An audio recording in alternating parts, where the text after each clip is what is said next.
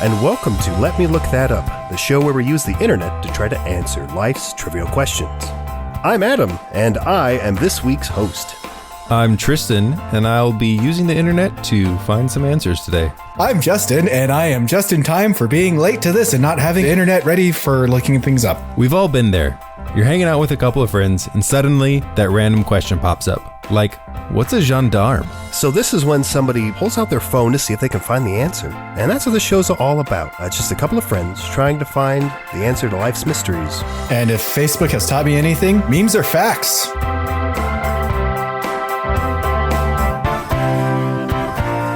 Today's topic is beer. The big question of the world. Do you guys drink beer? Well, let me back up. Do you guys drink beer? You backed up from do you drink beer to do you drink beer? Do you drink beer? No, wait, let me start over. Do you drink beer? Is this what a first date is like? Just walking through a mall. Do you drink beer? Hi, we've never met before. Do you drink beer? So you're backing up through a bar going, do you drink beer? Do you drink beer? I'm just trying to make it funny. Do you drink beer? I just want to know if everybody here drinks beer. To answer your question, I do occasionally. Same. Yeah, it's only on occasion. Like maybe even once in a couple weeks. Oh, I thought you were going to say Blue Moon, and then I was going to go, oh. No, probably more often than that. I only drink a blue moon on a blue moon. Was that almost a Bernie Sanders? I only drink. And healthcare for everyone.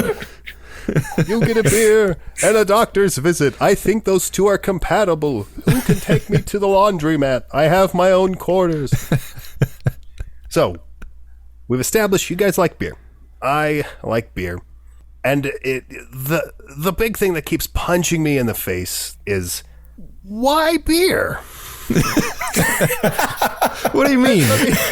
I mean, why is beer the thing that is popular? Why is it popular? Why is there so much of it? Why do I hate IPAs but seem to like everything else? Or I have a complicated relationship with IPAs? Why is it stuck with human civilization? Why do we like it?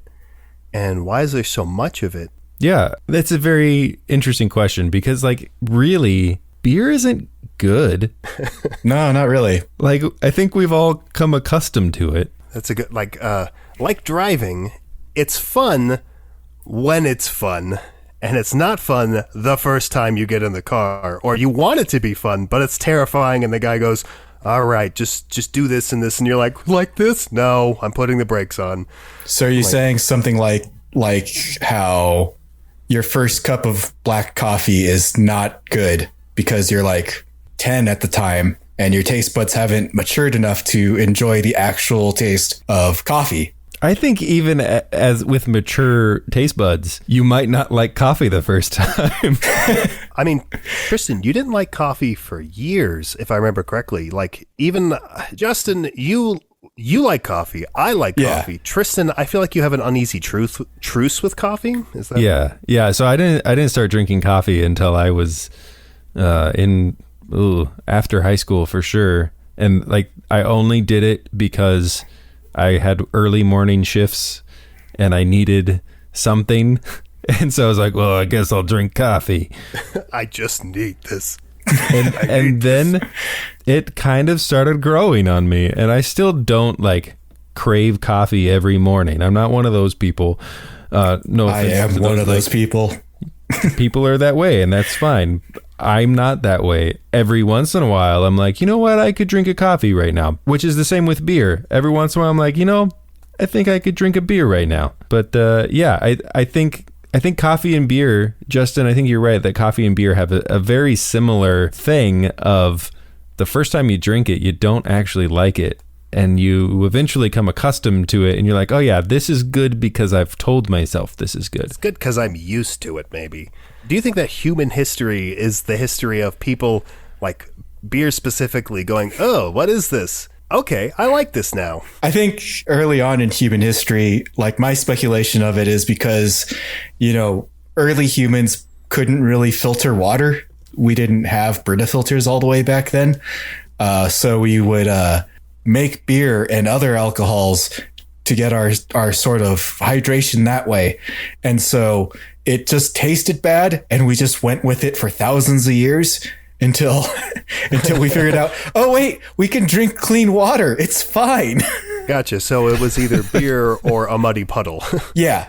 So all this stuff you put in this pot, and you Or just let it could sit be for a while. it could be that the beer tasted better than the muddy puddle for thousands of years. And then they're like, oh wait, I figured out how to clean up the muddy puddle. So this one tastes less bad, but I feel like if it was in a puddle, I'd drink it. So I want the beer, but I want it in a muddy puddle. I want it in like a mud hole. So I wonder if that's why pub and puddles are such close words. the answer is no. Just no. My thought was like, you don't think about the fact that alcohol came from the fact that people couldn't drink water. Like now for the most part, we have clean water. And so like beer and liquor even is more of a recreational drink, where back then it was what you drink to keep warm and what you drink because otherwise you were going to get sick and die. We used it as sustenance. I looked it up on history.com, just trying to find like who invented beer, where did beer come from. The earliest known alcohol is 9,000 years old, Holy from cow. China, made with rice, honey, and fruit. Well, that actually sounds pretty good. It does. I'm like, okay, that checks 3 boxes. Down. The first barley beer was more likely born in the Middle East. It's kind of hard to track it down, but it seems like it dates back to almost 5,000 years ago. So beer's been around for a really long time. Wow. Wow. So do you think like another aspect of it is obviously because it is alcohol, it contains, I believe that's ethyl alcohol, and if I'm wrong, that means one of those is deadly and the other one is not. And I believe ethyl alcohol is safe to consume, or it's methyl. Please somebody look that up. Either one of those is safe, the other one will murder you. Yeah. And so obviously that's an addictive substance. So do you think part of that is also, oh, this is safe to drink, also feels great. It feels Makes me feel until good. it doesn't. Like I could do this, and then obviously you can't, and then you really can't, but then your brain doesn't function well. Does tell you history.com have the first occurrence of drunken confidence? Right. In this tablet in ancient Egypt, a man talks about his confidence while drinking. But, it is interesting to me that beer started as a kind of a necessity to survive and has become such a recreational thing. But I guess that's kind of how it goes with culture, is things start as we probably need this, and then it turns into, well, we don't need it anymore, but like It's fun. I think you've just neatly summed up the entirety of human existence. Things you need that then become fun. Yeah, because I think of the fact like Guinness. I think Guinness is one of the most interesting beer stories out there, in how it pretty much saved All of Ireland, right? Yeah, it saved Ireland. That and potatoes. No, technically, I think potatoes almost destroyed Ireland. Right. And then Guinness came in. Guinness saved Ireland from the potatoes. From the potatoes. Speaking of potatoes, this is totally off. Potatoes came from South America, mainly like Peru. They have like hundreds of varieties of potatoes, and then they brought them into Europe, and everyone in Europe was like, no, I don't want those. I don't remember what country it was, but there was a specific country where like nobody was eating them, and the king at the time was like, I need you guys to eat potatoes or you're all going to die. And his way of solving the problem, anyone who was not royalty or nobility, it was illegal for them to eat potatoes. And then everyone else was like, wait, I can't eat it? I must have potatoes. And because of that, because by making them illegal, which then made everybody want them, he saved his country from famine. All right. Which I think is pretty impressive, and also says a lot about our culture and things being illegal. If you tell us not to do it, we'll absolutely do it. Yeah, exactly. I don't want that. Well, you can't have it anyways. Well, now I kind of want it. Yeah, how come they get it, but I don't? You know, that actually kind of makes me wonder on our subject if Prohibition back in the 20s made beer more popular than it was before Prohibition. I'm going to look that up. I do know that we accidentally, we poisoned a lot of people during Prohibition. Have you guys heard about that? Have you heard? Yeah. Have you heard about I've heard stories about that. Where, medical grade cleaning supplies, you used alcohol to clean supplies. They clean things, to sterilize things, sanitation. And they added a poisoning agent to it. They basically added something that's poisonous to it. And people went, oh. So they accidentally killed a lot of people because they didn't want them to drink. You shouldn't drink, so we're going to poison the one thing that you can buy for other purposes, but might accidentally consume, and then, we accidentally poisoned a lot of people.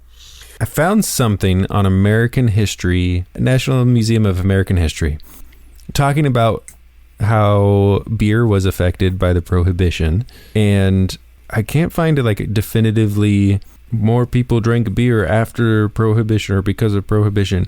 But what I did find is that because it became illegal to actually sell and purchase beer in the States, it actually saw a growth in home brewers, which is not really surprising.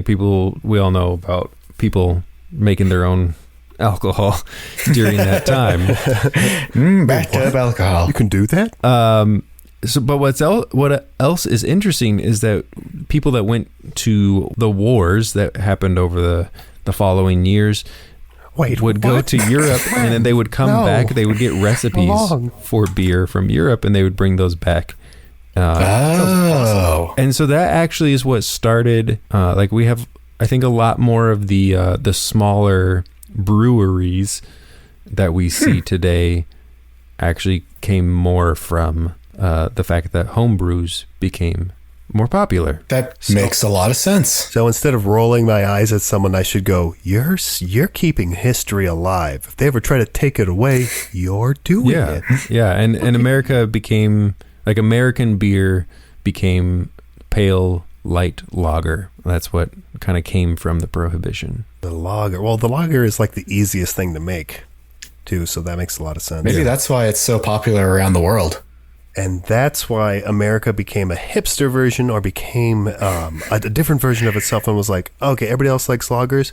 We've rediscovered IPAs. This is us now. We're going to do this now. This feels right. I wonder if that's why IPAs are also very popular all of a sudden, is because people have figured out how to make that on their own. I mean, it is another element. We're going to add hops to it. Yeah, that sounds nice. What is it? It's kind of bitter, but it adds flavor. Yeah, I feel like the only IPAs I ever see are craft beers or, I made this at home, at my home brewery kit.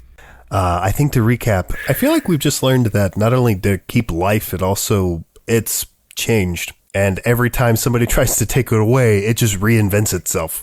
Yeah, when you take something away from someone, they just want it more, even when they didn't want it at all. I don't want that. Well, now you can't have it. Well, fine. I'm going to drink anyways. I'm going to microbrew now. Yeah, so to me, it seems like something that started as a necessity has become a recreational thing. And even if it's not really that good, we're still going to do it because it's just kind of a fun social thing to do. Like dune buggies. Like dune buggies. It was a necessity, and now it's kind of fun. Guys, I think it's time for our listener lookups. So this is the part of the show where you get to join the discussion. You can send us a message or tag us on our social media with any questions you've been pondering or thoughts that you have about today's topic. You can hit us up on Twitter and Instagram at Let Me Look That Up and on Facebook at Let Me Look That Up Pod. You can use the hashtag Look That Up and we might read your message on next week's episode so that you can be a part of the show as well. Also, we're now on Apple Podcasts and wherever you may listen to podcasts.